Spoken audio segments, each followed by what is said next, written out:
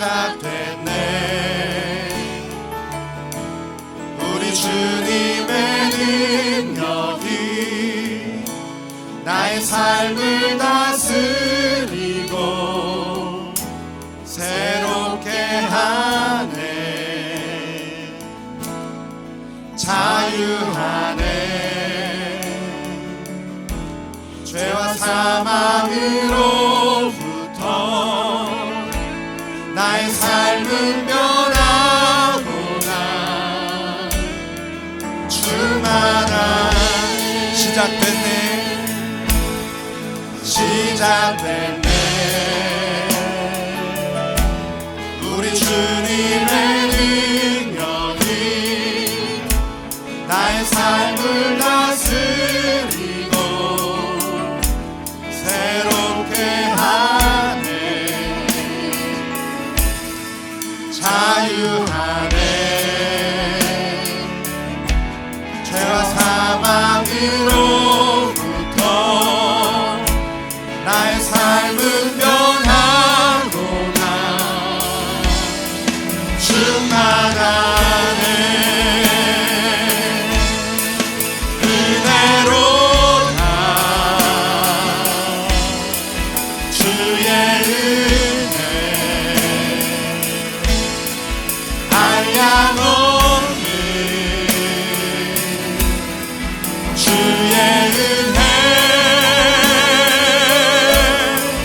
은혜로다. 주의 은혜 변함없는 신실하신 주의 은혜. 시작됐네. 주님의 능력이 시작됐네. 우리 주님의 능력이 나의 삶을 다스리고 새롭게 하네. 자유하네. 죄와 사망으로부터 나의 삶은 변하구나. 충만한 은혜로다. 주의 은혜. 은혜로다.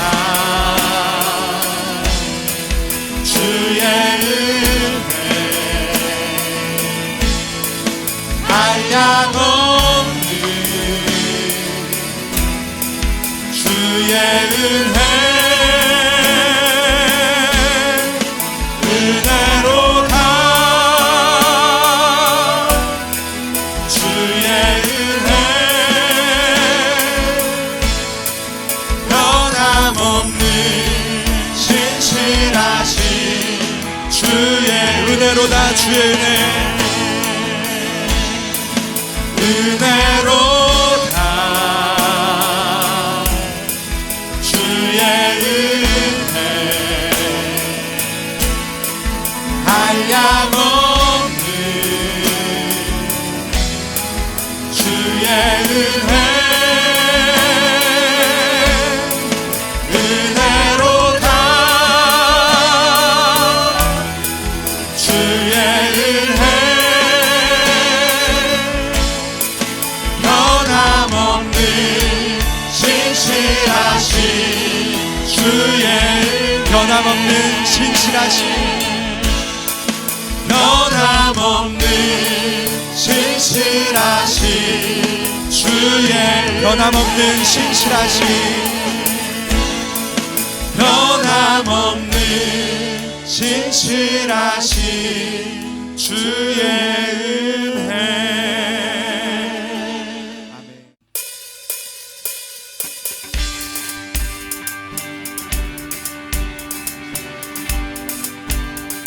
찬양 중에 찬양 중에 눈을 들어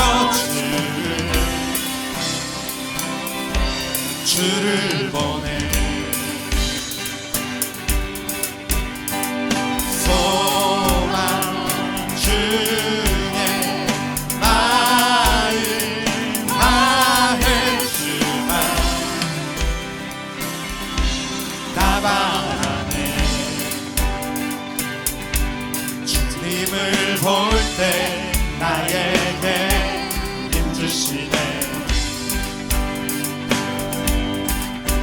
주님만의 모든 두려움 사라져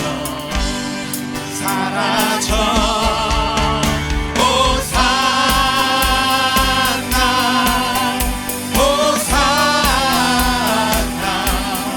구원의 주 하나님 찬양 받으실 주님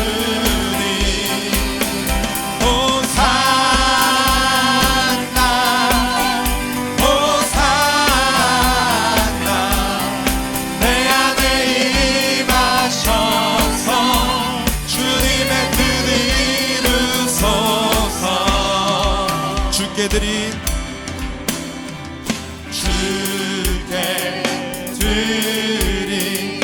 마음 다한 기도 들으소서 주의 나라 사랑 영혼들을 새롭게 해 주님을 볼 때 나에게 힘주시네 주님만의 모든 두려움 사라져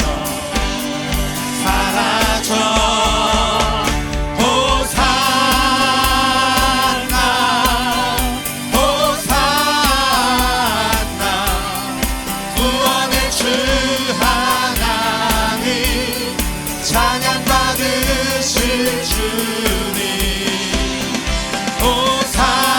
호산나 호산나 내 안에 임하셔서 주님의 뜻 이루소서 주님을 볼 때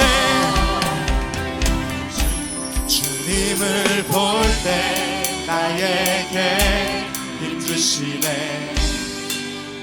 주님 안에 두려움 사라집니다 안에 모든 두려움 사라져 아멘 다시 한번 주님을 볼 때 주님을 볼 때 나에게 힘주시네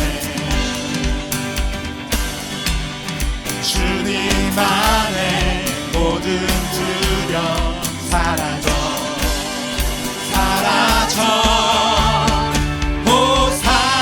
호산나 호산나 구원의 주 하나님 찬양 받으실 주님 호산나 호산나 내 안에 임하셔서 주님의 뜻이 구주 예수 의지함이 구주 예수 의지함이 심히 기쁜 일일세 영생 허락받았으니 의심할 수 없도다 예수 믿는 것은 받은 증거 많도다 예수 귀한 예수 믿음 거룩 주소서 구주 예수 의지함 심히 기쁜 일일세 주를 믿는 나의 마음 그의 피에 적시네 예수 믿는 것은 받은 증거 많도다 예수 귀한 예수 믿음 거룩 주소서 구주 예수 의지하여 죄악 벗어버리네 하니 받고 영생하며 주께 우리 4절로 찬양합니다 구주 예수 의지하여 구원함을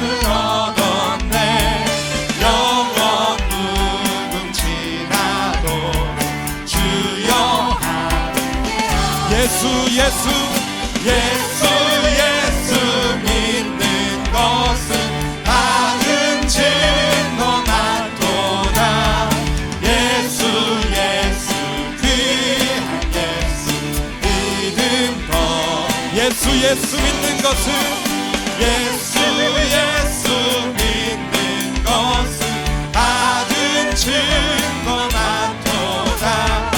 예수 귀한 예수 믿는 것. 예수 믿는 것은 예수 믿는 것은 받은 증거 많도다. 예수 귀한 예수 믿는 것 주소서. 아멘. 우리 주님 구주 예수 그리스도의 이름 앞에 박수로 영광 찬송 올려드립니다. 아멘.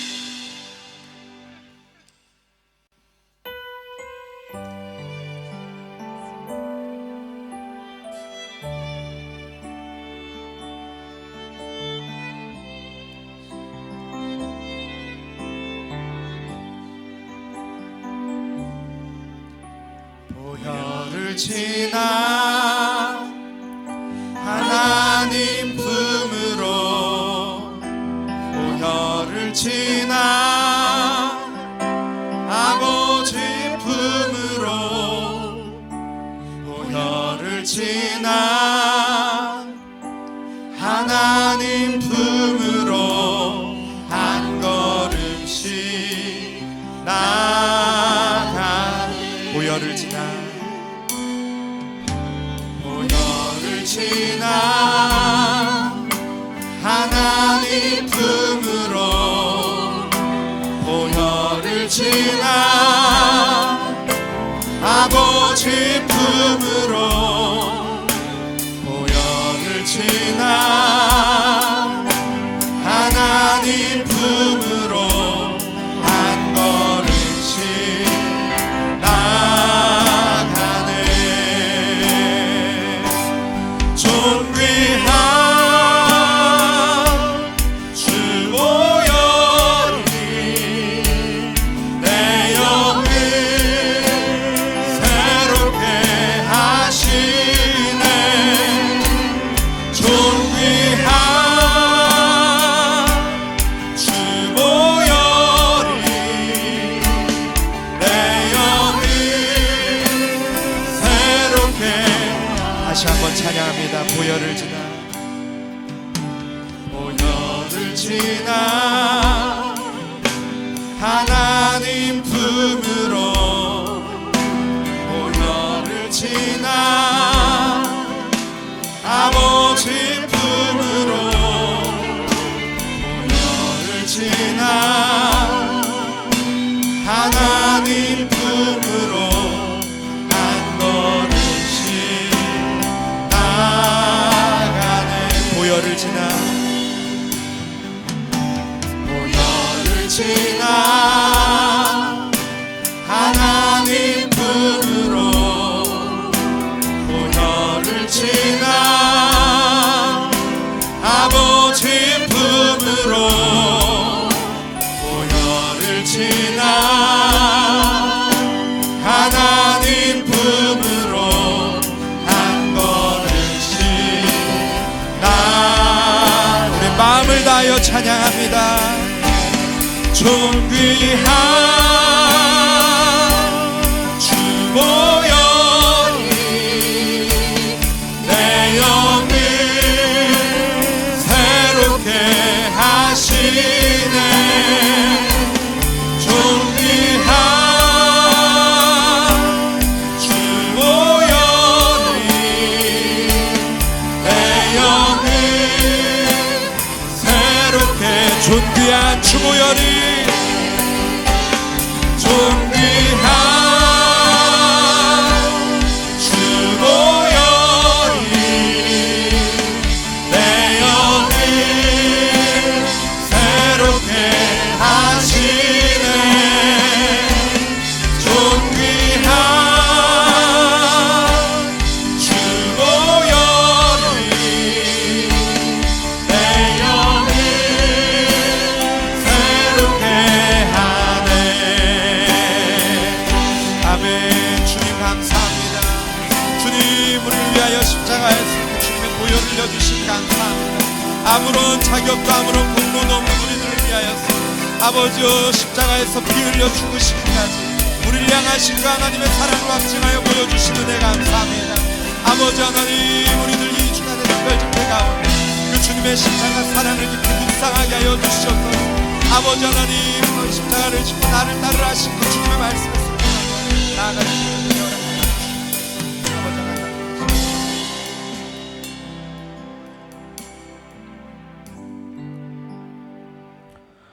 하나님 아버지 참으로 감사합니다. 이 3일 밤 주님 앞에 나와서 예배하게 하심을 감사합니다.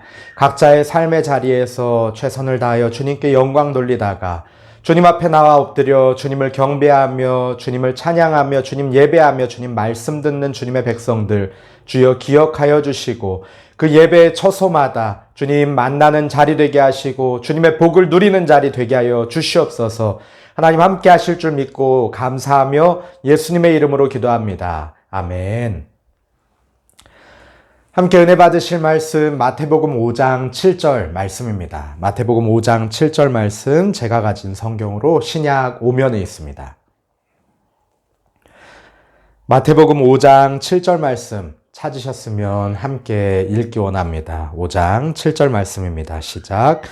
긍휼히 여기는 자는 복이 있나니 그들이 긍휼히 여김을 받을 것이미요. 아멘. 한 번 더 읽겠습니다.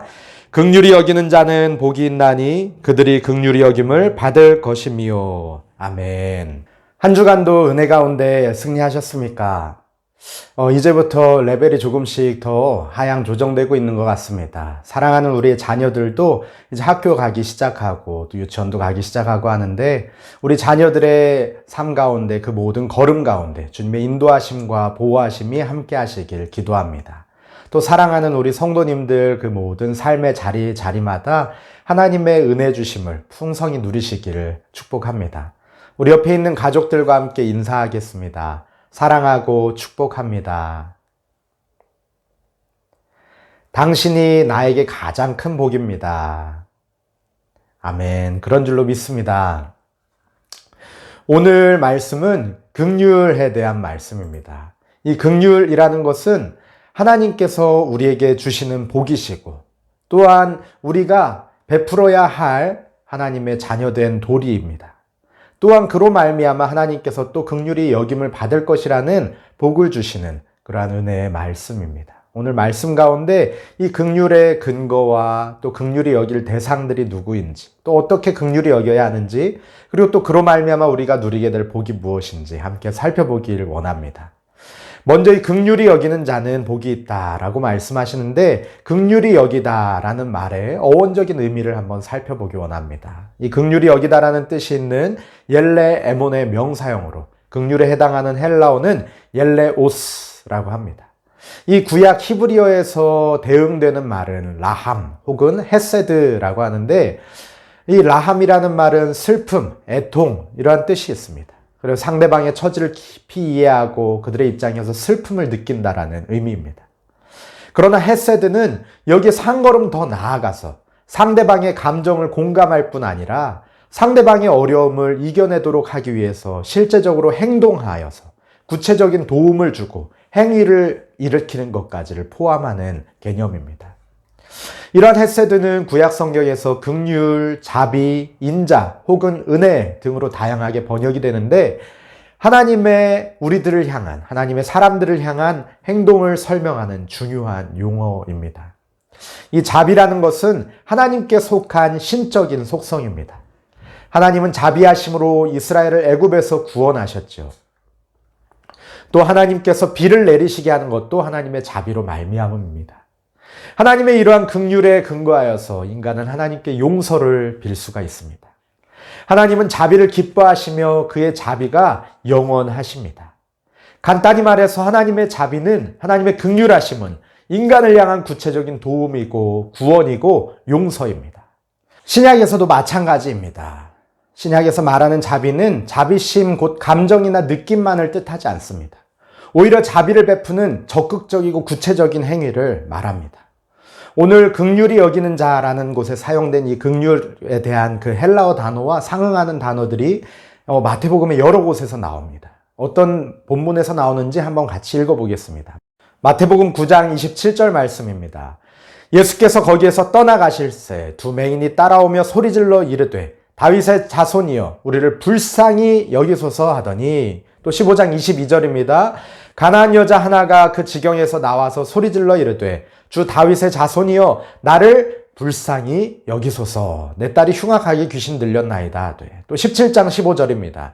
주여 내 아들을 불쌍히 여기소서, 그가 간질로 심히 고생하여 자주 불에도 넘어지며 물에도 넘어지는지라. 아멘. 이처럼 예수님께 나를 불쌍히 여겨달라고, 내 딸을 불쌍히 여겨달라고, 내 아들을 불쌍히 여겨달라고 주님의 은혜를 구하는 것, 그것이 바로 오늘 쓰여진 긍휼히 여기는 것과 같은 뜻입니다. 이 성경에서 자비로 번역되기도 하고 불쌍히 여기소서라는 말로 번역되기도 합니다.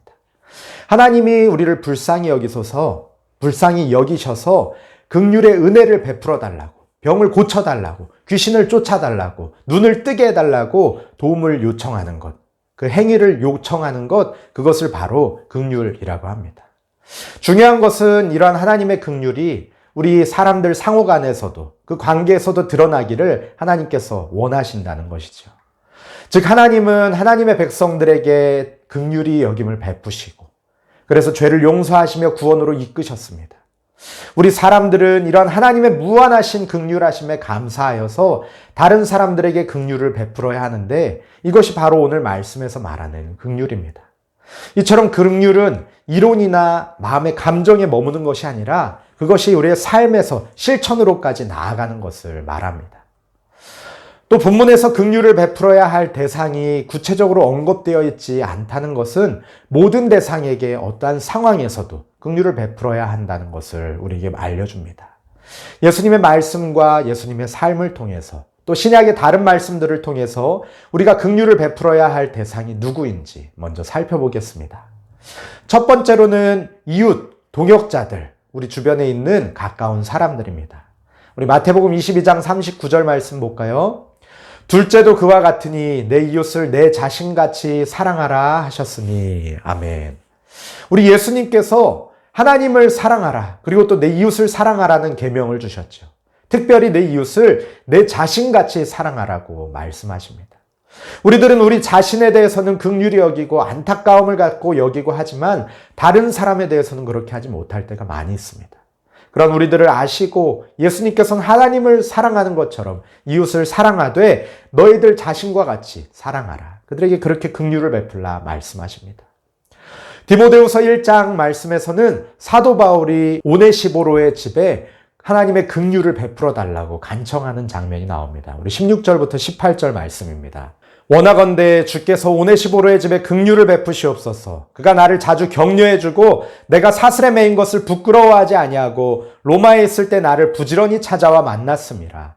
원하건대 주께서 그로 하여금 그날의 주의 긍휼을 입게 하여 주옵소서. 또 그가 에베소에서 많이 봉사한 것을 내가 잘 아느니라. 아멘. 사도 바울은 오네시보로, 주님의 나라를 위해서 함께 헌신하고 사도 바울이 매였을 때에 부지런히 그를 찾아와서 돌보고 섬겼던 오네시보로의 집을 하나님께서 긍휼히 여겨달라고, 마지막 때 주님의 날에 주의 긍휼을 그가 입게 해달라고, 그의 온 집안이 입게 해달라고 하나님 앞에 간청합니다.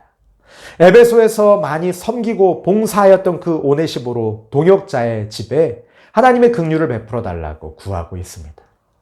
이처럼 우리들이 긍휼히 여겨야 할 첫 번째 대상은 바로 우리의 이웃들, 우리의 가족들, 또 우리의 동역자들입니다. 더 나아가서 성경에서는 연약한 자, 차별받는 자들을 긍휼히 여길 것을 말씀합니다. 야고보서 2장 13절 말씀 한번 같이 읽어보겠습니다.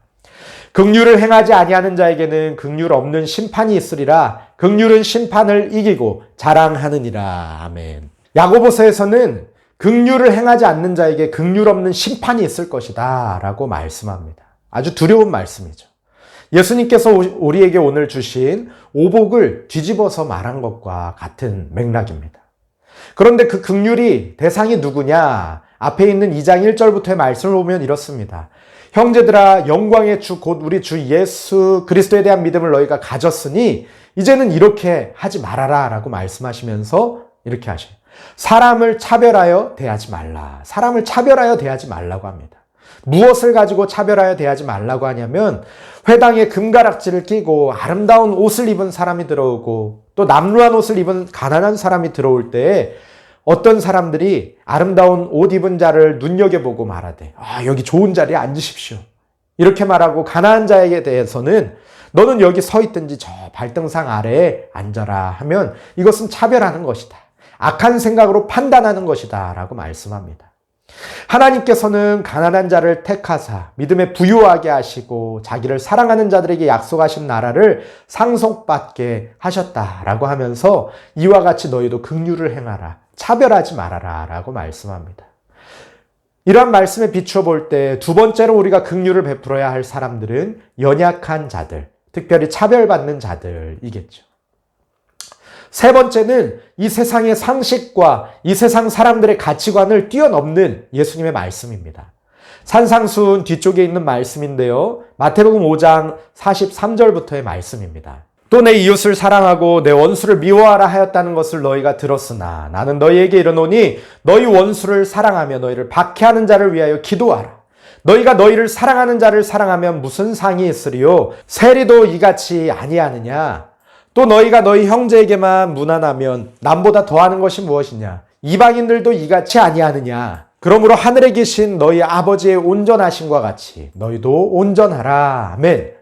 예수님께서는 이웃을 사랑하라는 말씀 주셨지만 또 산상수훈에서 이와 같이 말씀합니다. 너희를 사랑하는 자 사랑하는 것이 당연한 일이다. 너희 형제에게 무난하는 일은 당연한 일이다. 그거는 이방인들도 하는 일이다. 세리도 이같이 한다. 그러므로 하나님의 온전하심 같이 너희도 온전하게 행하는데 그것은 바로 원수를 사랑하는 것이다 라고 말씀합니다. 이 말씀과 이 비슷한 맥락, 같은 맥락에 있는 공간복음서 누가복음 6장에서는 이 하나님에 계신 너희 아버지의 온전하심 같이 너희도 온전하라는 말씀을 이렇게 표현합니다. 너희 아버지의 자비로우심 같이 너희도 자비로운 자가 되라. 아멘. 하나님이 긍휼하심 같이 너희도 긍휼을 베풀라라는 말씀입니다. 우리를 사랑하는 자뿐만 아니라 우리를 칭찬하는 자뿐만 아니라 우리를 선대하는 자뿐만 아니라 나의 동역자와 친구들과 가족뿐만 아니라 너희의 원수까지도 선대해라. 아무것도 바라지 말고 꾸어주라. 그들에게도 하나님의 사랑을 나누어 주어라 라고 말씀하십니다. 너희 원수를 사랑하며 너희를 미워하는 자를 선대하며 너희 저주하는 자를 축복하며 너희를 모욕하는 자를 위하여서 기도하라. 너희 입뺨을 치는 자에게 젖밤도 돌려대며 내 겉옷을 뺏는 자에게 속옷도 거절하지 말아라. 이렇게 말씀하십니다. 그리고 예수님께서는 정말로 이와 같은 원수를 사랑하는 그 본을 우리들에게 몸소 보여주셨습니다. 마지막으로 네 번째 부류의 사람들, 우리가 긍휼을 베풀어야 할 네 번째 부류의 사람들은 죄인들입니다. 더 다른 말로 표현하자면 사람들이 부정하게 여기는 예수님의 사랑이 필요한 사람들, 예수님을 만나야 하는 사람들입니다. 마태복음 9장 13절 말씀입니다. 너희는 가서 내가 긍휼을 원하고 제사를 원하지 아니하노라 하신 뜻이 무엇인지 배우라. 나는 의인을 부르러 온 것이 아니요 죄인을 부르러 왔노라 하시니라. 아멘. 예수님께서는 호세아 6장 6절 말씀을 인용하셔서 내가 긍휼을 원한다, 제사를 원하지 않는다라고 말씀하십니다. 이 배경이 무엇일까요? 이 배경은 예수님께서 사람들에게 손가락질 받던 세리 마태를 부르시는 장면입니다. 예수님께서 지나가시다가 마태라고 하는 사람이 세관에 앉아있는 것을 보시고 그를 부르십니다. 일어나 나를 따르라 하시니 그가 일어나 따르죠. 그리고 마태의 집에 가셔서 앉아서 음식을 잡수십니다. 수많은 세리와 죄인들이 찾아와서 예수님과 그의 제자들과 함께 앉아서 식사하며 예수님과 함께 교제합니다. 바리새인들은 보고서 제자들에게 이렇게 묻습니다. 너희 선생님은 왜 세리와 죄인들과 함께 잡수시느냐? 저 부정한 자들과 왜 함께 잡수시느냐? 그러자 예수님께서는 들으시고 이렇게 말씀하시죠. 건강한 자에게는 의사가 쓸데없고 병든 자에게라 쓸데있느니라. 그리고서 말씀하신 말씀이 아까 우리가 읽었던 말씀입니다. 너희는 가서 내가 긍휼을 원하고 제사를 원하지 아니하노라 하신 뜻이 무엇인지 배우라. 나는 의인을 부르러 온 것이 아니다. 죄인을 부르러 왔다라고 말씀하십니다. 우리 주님을 닮아서 우리가 긍휼을 베풀어야 할 자들은 죄인된 자들, 우리가 이전에 있었던 그 위치에 있는, 우리와 같은 위치에 있는 죄인된 자들입니다. 주님의 사랑을 알지 못하고 주님의 사랑이 꼭 필요한 자들, 하나님의 긍휼하심이 필요한 그 사람들이 우리가 바로 긍휼을 베풀어야 할 사람들입니다. 유다서 1장 21절에서 23절 말씀 같이 읽어보겠습니다. 하나님의 사랑 안에서 자신을 지키며 영생에 이르도록 우리 주 예수 그리스도의 긍휼을 기다리라. 어떤 의심하는 자들을 긍휼히 여기라. 또 어떤 자를 불에서 끌어내어 구원하라. 또 어떤 자를 그 육체로 더럽힌 옷까지도 미워하되 두려움으로 긍휼히 여기라. 아멘. 무슨 말씀입니까? 하나님께서 우리를 긍휼히 여기심으로 말미암아서 죄와 사망 아래서 우리를 건져내신 것처럼 불 가운데 있는 자들을 끌어내라. 그들을 구원하여라 라는 말씀입니다. 죄인된 자들, 주님의 사랑과 은혜가, 주님의 긍휼하심이 필요한 자들을 주의 복음을 증거하여서 그 가운데서 건져내라는 말씀입니다. 이와 같이 우리들에게 이웃과 동역자들, 또 연약하고 차별받는 자들, 또 원수된 자들, 그리고 또 하나님의 사랑이 필요한 자들, 이러한 자들을 긍휼히 여기는 자에게 복이 있다라고 말씀하십니다. 그럼 그들을 긍휼히 여기는 것은 어떻게 하는 것일까요? 마태복음은 여러 곳에서 긍휼이 구체적으로 무엇을 의미하는지를 자세히 설명하고 있습니다. 마태복음 18장에서 예수님이 비유로 말씀하셨죠. 왕으로부터 1만 달란트 용서받은 신하, 하지만 그는 100데날리온 빚진 자, 그 동료를 용서하지 못하는 신하의 비유를 통해서 예수님께서는 자비가 무엇인지 우리에게 분명히 보여주십니다.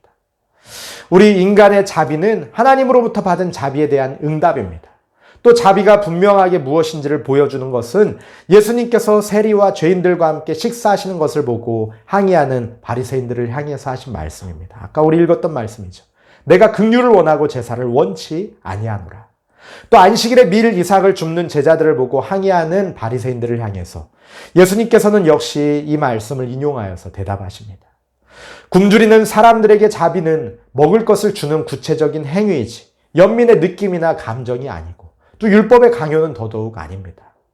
구체적인 용서와 도움의 행위로서의 자비는 어떠한 종교적인 규정보다도 우선합니다. 그 긍휼의 내용은 단지 그 불쌍히 여기는 마음만 갖는 것이 아니라 그러한 마음으로 상대방을 용서하는 것, 그러한 마음으로 상대방에게 먹을 것을 나누어 주는 것, 그러한 마음으로 상대방에게 하나님의 긍휼을 소개하는 것, 이러한 실천적인 행위가 이 자비의 긍휼의 내용입니다. 즉 우리가 베풀어야 하는 긍휼은 하나님의 형상을 따라 지음받은 사람들에 대해서 안타까운 마음을 품는 것을 넘어서는 실천적인 믿음입니다. 이웃을, 동역자를 내 몸과 같이 사랑하고 축복하는 것, 연약한 자, 차별당하는 자들을 무시하거나 차별하지 않고 똑같은 사람으로 대하고 섬기며 원수까지도 용서하고 축복하는 것, 주님의 긍휼하심이 필요한 사람들에게 의인이 아니라 죄인을 부르러 오신 예수님의 사랑을 전하는 것, 그것이 바로 우리가 베풀어야 할 긍휼의 구체적인 내용입니다. 그런데 예수님 당시 율법과 종교 지도자들의 배타적인 신앙관을 배운 유대인들에게는 타인에 대한 용서와 관용이라는 개념, 긍휼이라는 개념이 희박했습니다.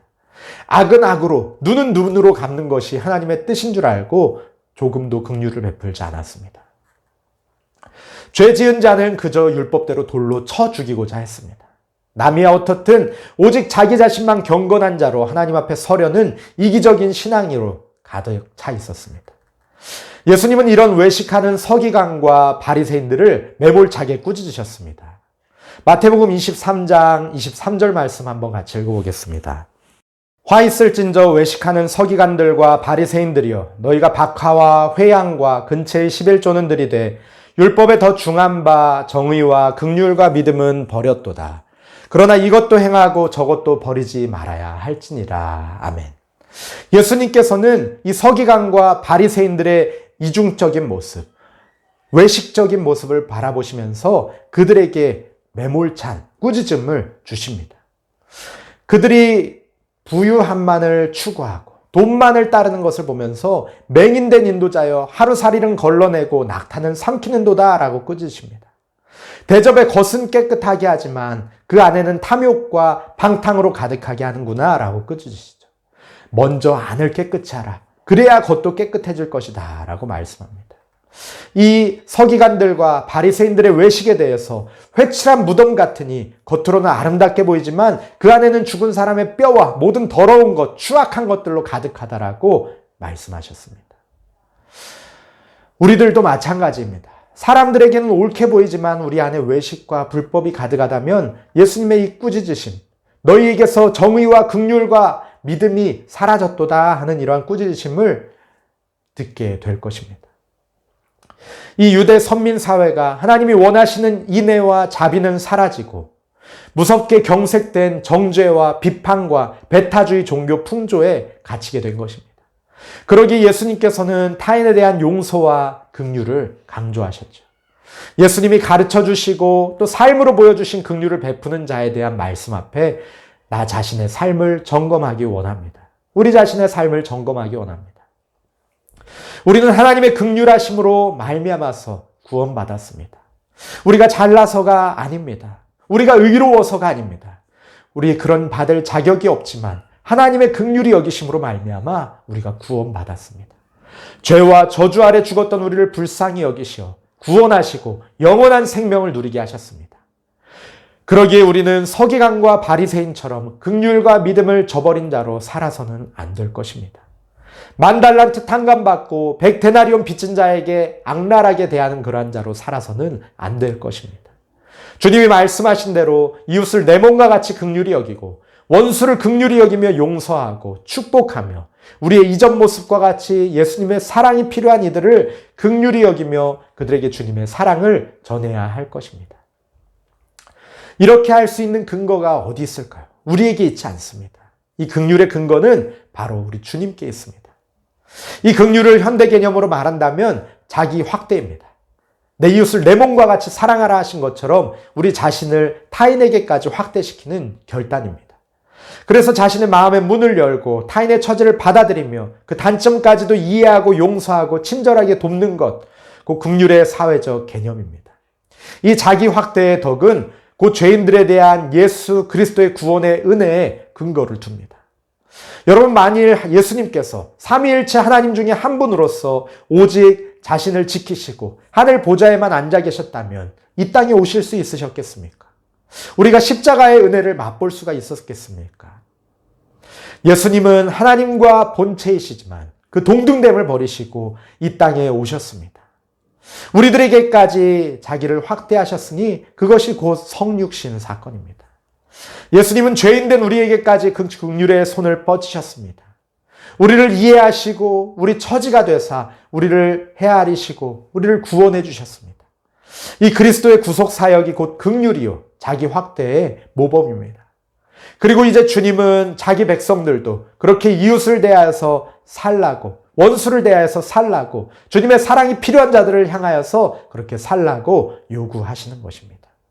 그래야 하나님께 우리 자신도 긍휼히 여김을 받는다는 것입니다. 사랑하는 성도 여러분, 용서와 이해와 자비의 개념을 모르는 사람이 어떻게 그리스도를 통한 하나님의 구원의 은혜를 이해할 수 있겠습니까? 태양빛을 알지 못하는 소경에게 어떻게 그 빛을 이해시키고 적용할 수 있겠습니까?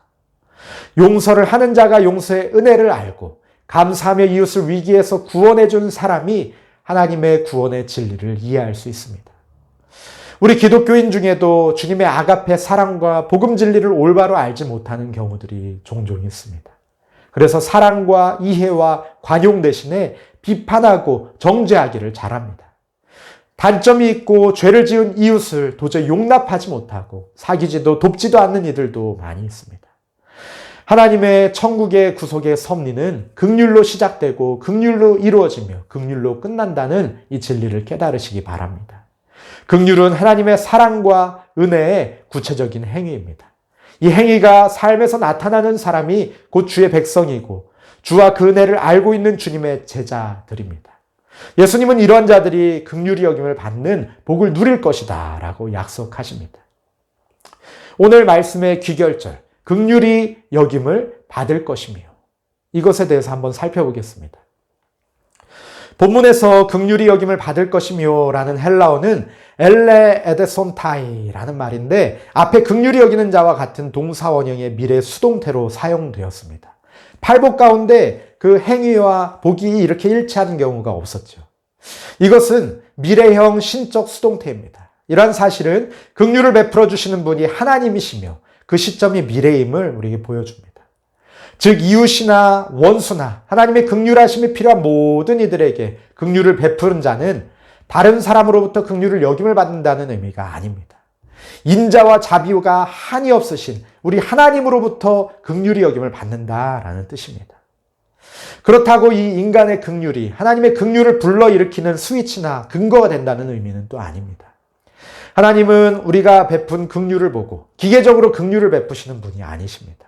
하지만 우리가 베푼 긍휼을 하나님께서 보시고 또 기억하시고 복 주실 것이다 라고 말씀하십니다. 하나님께서는 이 세상의 삶에 있어서는 물론 마지막 날의 심판에 있어서도 긍휼을 베푼 자들을 기억하시고 그들에게 긍휼로 갚아 구원으로 이끌어 주실 것을 약속하십니다. 마태복음 6장 14절에서 우리가 긍휼을 베풀 때 우리도 긍휼히 여김을 받는다는 것을 약속하십니다. 우리 6장 14절 15절 말씀을 같이 읽겠습니다. 너희가 사람의 잘못을 용서하면 너희 하늘아버지께서도 너희 잘못을 용서하시려니와 너희가 사람의 잘못을 용서하지 아니하면 너희 아버지께서도 너희 잘못을 용서하지 아니하시리라. 아멘. 오늘 본문 말씀에서처럼 우리가 긍휼히 여길 때 하나님께서도 우리를 긍휼히 여기시고 우리의 잘못을 용서해 주신다 말씀하십니다. 그러나 그 반대의 약속도 주셨음을 기억해야 합니다. 우리가 다른 사람들에게 긍휼을 베푸지 않으면 우리도 하나님의 긍휼하심을 입지 못한다고 말씀하시는 것입니다. 마태복음 18장에서 예수님께서는 비유로 이것에 대해서 좀 더 분명하게 말씀하십니다. 10,000달란트 빚진 자에 대한 비유이죠. 어떤 사람이 주인에게 10,000달란트를 빚졌습니다. 그래서 그 주인이 명하여서 몸과 아내와 자식들과 그 모든 소유를 다 팔아서 갚아라고 말씀합니다. 하지만 그 종이 엎드려서 절하면서 참아주시옵소서, 다 갚겠습니다. 참아주시옵소서 라고 요청합니다. 그런데 그 종의 마음이 어떻습니까? 그 종의 주인의 마음이 어땠습니까? 그를 불쌍히 여겨서 놓아보내면서 그 빚을 탕감하여 줍니다. 그 빚을 탕감받을 만한 자격이 없는 자였지만 엎드려서 나 좀 살려달라고 요청하는 그 부르짖음에 마음을 열고 긍휼히 여김으로 그 모든 빚을 탕감하여 준 것입니다. 그저 불쌍히 여기는 데서 끝난 것이 아닙니다. 그 빚을 다 탕감하여 줬습니다. 그런데 이 은혜를 입은 자가 어떻게 행동합니까? 종이 나가서 자기에게 100데나리온 진 사람을 만납니다. 목을 멱살을 잡고 빚을 갚으라고 부르짖습니다. 동료가 엎드려서 아이고 나 줄 좀 참아달라고 내가 갚겠습니다 참아주십시오 라고 하지만 허락하지 않고 빚을 갚을 때까지 옥에 가두어둡니다. 이 소식을 들은 주인이 뭐라고 말씀합니까? 우리 32절부터 말씀 함께 읽어보겠습니다. 이에 주인이 그를 불러다가 말하되 악한 종아 내가 빌기에 내가 내 빚을 전부 탕감하여 주었거늘 내가 너를 불쌍히 여김과 같이 너도 내 동료를 불쌍히 여김이 마땅하지 아니하느냐 하고 주인이 노하여 그 빚을 다 갚도록 그를 옥졸들에게 넘기니라. 너희가 각각 마음으로부터 형제를 용서하지 아니하면 나의 하늘 아버지께서도 너희에게 이와 같이 하시리라. 아멘. 예수님은 이처럼 긍휼 입은 자가 긍휼을 베풀지 않는 것에 대해서 배은망덕한 일이라고 말씀을 하십니다. 그 주인이 그를 용서하여 줬던 것들을 후회하게 될 것이라고 말씀합니다. 긍휼을 입은 사람은 긍휼을 베푸는 것이 당연한 천국의 원리입니다.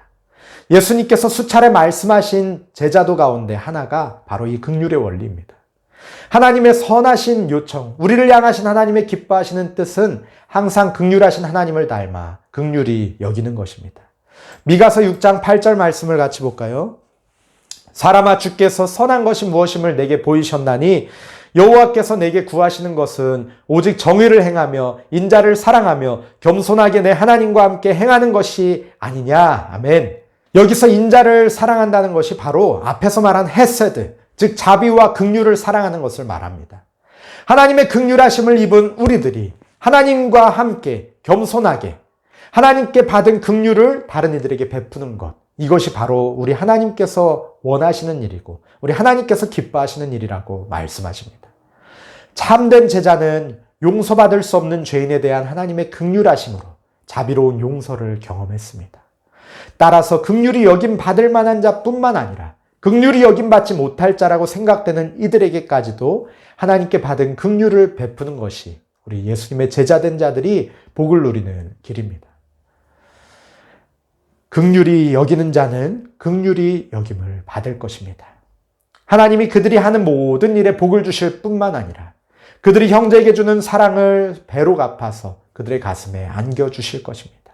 그 자체로도 기쁨과 감사와 환희가 넘치게 하실 것이지만 더 나아가서 하나님은 태초부터 그들을 위하여서 예비된 천국에서 영원한 영광을 넘치도록 그들에게 베풀어 주실 것입니다. 말씀을 맺습니다. 긍휼히 여기시는 은혜를 알지 못하고 자신이 주인 되어 살아가는 이 세상 가운데 우리가 긍휼히 여기는 자들 되기를 소망합니다. 다른 사람이 어떻게 하든 상관없이 우리 자신이 먼저 긍휼히 여기는 자가 되기를 소망합니다. 우리의 이웃과 우리의 동역자들을 긍휼히 여기며 세워주고 축복하기를 소망합니다. 연약한 자, 차별받는 자들에게 진정한 주님의 사랑을 전해주고 그들 또한 존귀한 주님의 자녀요 하나님의 형상을 따라서 지음받은 사람임을 알게 하는 축복의 통로 되기를 소망합니다.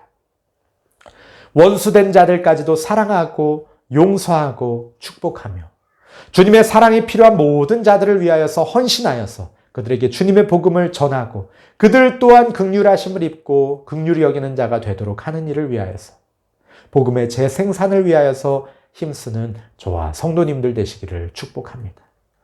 우리 하나님께서 우리 여러분들의 마음을 모든 영혼을 향한 사랑으로 채워주시기를 축복합니다. 그래야 해서 우리가 모든 사람을 위하여서 생명을 내어놓기까지 주님의 사랑을 베푸는 자들이 되기를 간절히 바랍니다. 우리의 영혼이 계속 사랑으로 넘쳐서 모든 불친절과 불경건한 이 세상의 성질들을 삼켜버리기를 소망합니다. 그래야 해서 마침내 하나님이 우리들을 사랑의 나라로 이끌어 올리셔서 거기에서 하나님과 함께 영원 모궁토록 다스리게 하시기를 예수님의 이름으로 축복합니다. 우리 시간에 함께 말씀을 붙들고 기도하기 원합니다. 하나님, 긍휼히 여기는 자는 복이 있나니 긍휼히 여김을 받을 것이라고 말씀하셨습니다. 주님, 사실 우리는 이미 하나님의 긍휼하심을 받았습니다. 그래서 우리가 구원받은 하나님의 자녀요 하나님의 백성 되었습니다. 이제는 그 자녀된 자답게 하나님의 제자, 하나님의 사랑받는 백성답게 예수 그리스도의 제자답게 그렇게 긍휼히 여기며 살아가게 하여 주시옵소서. 우리의 가족과 이웃과 우리의 동역자들을 그렇게 사랑하고 축복하게 하여 주시고 하나님 연약한 자들, 차별받는 자들에게 주님의 사랑을 나누어 주게 하여 주시고 하나님 원수에게조차도 주님의 긍휼을 베푸는 주님의 사람 되게 하여 주시옵소서. 또한 주님의 사랑이 필요한 자들, 주님의 사랑을 아직 알지 못하고 그 긍휼의 경험이 필요한 자들에게 주님의 사랑을 나누고 주님의 복음을 증거하는 자 되기를 소망합니다. 주여 우리를 사용하여 주시옵소서. 우리 저 천국에서 주님과 함께 영광을 누리는 그날까지 이 땅에 살아가면서 하나님 많은 이들에게 긍휼을 베푸는 주님의 몸된 우리 성도들 되게 하여 주시옵소서. 함께 기도하시겠습니다. 하나님 아버지 참으로 감사합니다. 아버지 하나님 우리들의 연약함을 긍휼히 여겨 주시옵소서. 주여 우리의 믿음 없음을 긍휼히 여겨 주시옵소서. 주여 주님께 받은 은혜와 긍휼하심을 기억하지 못하고 하나님 이기적으로 살아가는 우리들을 긍휼히 여겨 주시옵소서. 아버지여 우리들의 마음 가운데 주님의 인자와 자비하심을 허락하여 주시고 그 자비하심으로 긍휼히 여기며 살아가는 우리들 되게 하여 주시옵소서. 우리의 이웃과 가족과 우리의 동역자들을 사랑으로 축복하게 하여 주시고 아버지 연약한 자들, 차별받는 자들에게 주님의 사랑을 증거하며 주님이 가지고 계신 계획을 증거하는 자 되게 하여 주시옵소서. 아버지 원수된 자들까지도 사랑하고 축복하는 주님의 말씀 이루게 하여 주시옵소서. 아버지 주님의 사랑이 필요한 자들, 병든 자들에게 죄인된 자들에게 찾아가 주님의 복음을 생명의 복음을 증거하는 주님의 일꾼 되게 하여 주시옵소서. 아버지 하나님 그리하여서 우리가 주님께서 우리를 긍휼히 여기시는 복을 누리며 아버지 하나님 나라에서 영원토록 영광 더하는 하나님 우리들 될 수 있도록 주여 인도하여 주시옵소서. 하나님 아버지 참으로 감사합니다. 우리를 긍휼히 여겨주셔서 아무런 자격 없는 우리들이 주님의 구원의 은혜를 맛보게 하심을 감사합니다. 하나님 이제는 우리가 긍휼히 여김을 받은 자로서 긍휼히 여기는 자 되게 하여 주시옵소서. 하나님 10,000달란트 빚진 자가 100데나리온 빚진 자를 용서하지 못하는 것처럼 그렇게 옹졸하게 살아가지 않게 하여 주시고 한없는 주님의 사랑으로, 한없는 주님의 자비하심으로 닮아서 아버지 하나님 이 땅 가운데서 긍휼을 베푸는 주님의 자녀, 주님의 제자 되게 하여 주시옵소서. 그리하여서 우리로 말미암아서 이 땅 가운데 하나님의 나라가 확장되는 귀한 열매가 맺게 하여 주시옵소서.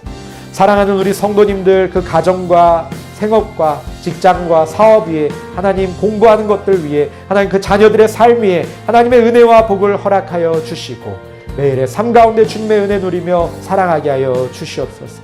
하나님, 주님의 도우심이 필요한 자들이 있습니다. 육신과 마음이 연약하여서 경제적으로 어려움을 겪으며 신분의 문제로 인하여서 하나님 여러 문제들로 인하여서 주님 앞에 간절히 구하는 자들이 있습니다. 주님 찾아와 주시고 불쌍히 여겨 주시옵소서. 주님의 긍휼하심 베풀어 주시옵소서. 그 연약한 자리 가운데서 건지시고 회복하여 주시옵소서. 감사합니다. 예수님 이름으로 기도합니다. 아멘.